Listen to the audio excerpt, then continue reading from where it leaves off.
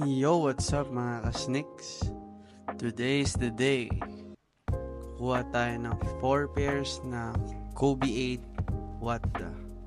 Kasama nga pala natin guys si BJ. Sa mga naghahanap ng bike parts dyan, follow nyo siya guys at BJ Consolacion or 11 Cycles sa Facebook. Lalagay ko dyan guys sa taas. Boss, grab!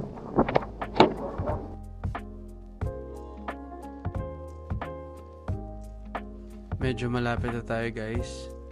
So pagbaba natin, pupunta tayo kagad dun sa new mall ng Green Hills. So ito guys, maglalakad lang tayo ng konti. I-meet natin si Celery dun sa taas, sa loob.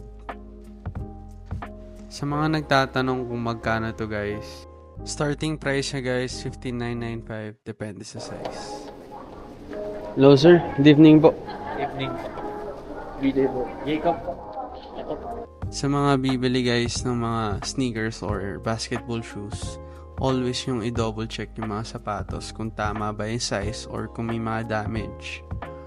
Tapos hingi rin kayo guys ng mga proof of payment or mga kung legit ba sila, para at least hindi kayo magdadalawang isip or wala kayong doubt pag bumili kayo ng sapatos.